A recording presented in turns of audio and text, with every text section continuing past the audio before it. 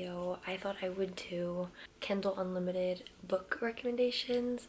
One of my good friends that I work with, she just got a Kindle for Christmas and she has Kindle Unlimited, so she came up to me and she was like, hey babes, what should I read? And we both thought this would be a good opportunity for me to make a video and share my favorite books that I've read on Kindle Unlimited, because to me this subscription is so worth it, especially if you are someone who reads a lot. I highly recommend it. You really get your money's worth, because for $14 a month I essentially have access to so many incredible books. Ever since I've had it, I think it's helped me read a lot more. And one thing I like is that it's opened the door for me to read books that I probably wouldn't buy. I don't know, I feel like when I go book shopping, I tend to only purchase books that I've heard a lot about, that, you know, if I'm gonna spend my money, I want it to be worth it, you know. But when I got Kindle Unlimited, there were so many books available to me now that maybe I was tentative to actually buy, but I was like, well, if they're available on here, I'll read them. And I ended up loving them. So I don't know, it's really opened up my horizons when it comes to genres as well, and just some like fun books. And it's nice because yes, I have a lot of books, but like last year I read 100 books. Yes, I have a lot of books, but if I had every single book that I've read on my shelf, I think even for me that would be a little bit much. So the first one I talked about in a previous video is If We Were Villains by ML Rio. This my stepmom bought for me, and because we immediately were drawn to this. We're simple people.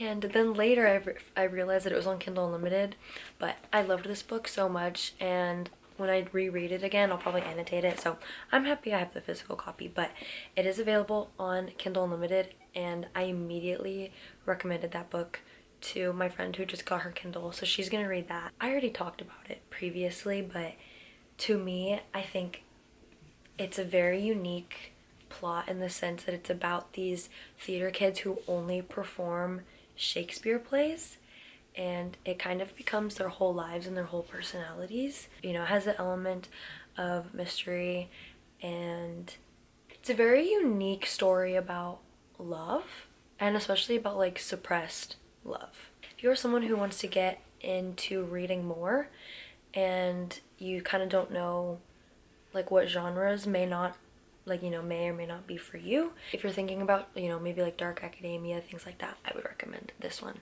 because this one just sucks you right in. So the second one is Binding 13 and Keeping 13. They are technically a romance. Well, they're a romance. They are very heavy romance books.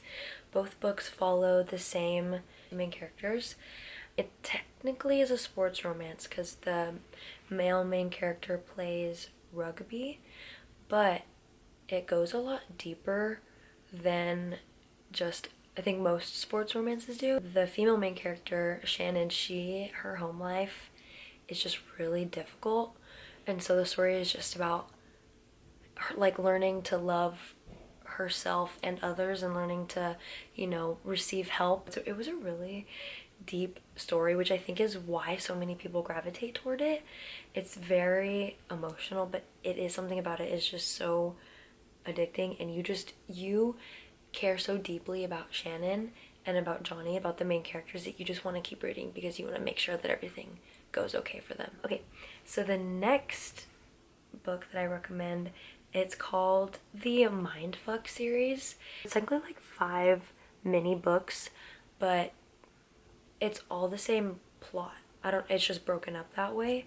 So I read it last year and I counted it as 5 different books, but I probably didn't need to. Each one is in the like 150 to 250 page range, I believe. I rated this 5 stars. It was so good. It is essentially about this revenge serial killer who starts dating the FBI agent that's in charge of her case, and she doesn't realize this when they start dating. Oh my gosh, this story is so good. She was such a badass. I was like, I want to be her. Well, okay, I don't want to kill anybody. Let me just let me rephrase. I just loved how confident and how she did not like put up with shit from men who treated her badly. I just really admired that about her. I think because it was split into 5 books, I got through them so fast. So it was an addicting read for me. If you're looking for something that is super fast paced and suspenseful and still has that romance element to it, I highly recommend it. Oh my gosh, it was so much fun. I also recommend it if you're maybe wanting to dive into like dark romances. I'm not sure if this is technically considered a dark romance. It should be if it isn't. It is violent and pretty gruesome at points. For me though, that's easier to read about than to like see like on a movie or in a movie or in a TV show. So I'm not sure if you know, if you can handle reading about a little more violent things, then oh my gosh, I really recommend it. It is so good. And then the next one I also talked about in a previous video, and one of my good friends just read it. It is Wait For It by Mariana Zapata. I would die for those characters. No, I wouldn't die for those characters. They're fake. But I loved these characters, especially Dallas, who's the main character. I love him so much. It was so good. If you're just looking for a heartfelt, very, very slow burn romance, I recommend that book. I also recommend if you're wanting to get into her books, this is a great one to start with. And then next is technically an entire fantasy series. This is the Zodiac Academy series. There are technically 12 books because there are 12 zodiac signs, but there's 9 main books and then there's 3 novellas. So 3 of them you don't even have to read. I think I only read like 1 of them. I will say it is a big commitment. I recommend it purely for the enjoyment aspect and because of how attached I became to the characters. I will still think about some of the characters sometimes and I'm just like, wonder how they're doing. It's not that it's poorly written, but if you're looking for a fantasy series that is really, really well written, this one may not be for you. I remember being annoyed at some of the grammar sometimes, but I did push through it. I will say halfway through the series, I took a 13 book break in between. They were all sports romances, but I took a break in between because I was so mad at how one of the books ended. Of course, I went back to it. I keep the 9th book on my shelf, so I bought the 9th book, but all the other ones I read on Kindle Unlimited. This series reminds me of, like, think of like a cheesy TV show that like you know is probably killing off brain cells in your brain, but you can't stop watching. That's kind of what this series is like. So do with that what you will. Okay, and then next, I also have the physical book because I read this before I had Kindle Unlimited, but King of Wrath by Anna Huang. This book was, oh my god, this book is so good. So this is the first Anna Huang book that I ever read, and I think that was a mistake because it set my expectations so high. This is, in my opinion, her best book. I just remember starting this book at like 9:30 p.m. and I think I kept reading until like 3 a.m. because I could not put it down. I couldn't. It is a billionaire romance, so that is usually like, that's not for everybody because, you know, billionaires. But what is it called? It was an arranged marriage trope, so there is that too. If you're just looking for a good old spicy romance where the male main character is so down bad and rich, this is for you. I don't know what was in this. I think there was crack in this book. I couldn't put it down. Okay, and then next, this is literally no surprise, but Fourth Wing is also on Kindle Unlimited. This was more recent, I believe, so when I first read this book, it wasn't. I'm just happy that it's on there because now more people are gonna read it who didn't want to buy it originally. So yeah, this book, if you took one book from my recommendation video, it's this one. I don't even want to say anything about it because I feel like I talked so much about it in the last video. If I could only say one word about this book, it's Zayden. Enough said. Enough said. I think I'm blushing. Okay, so I'll do the last physical book that I have.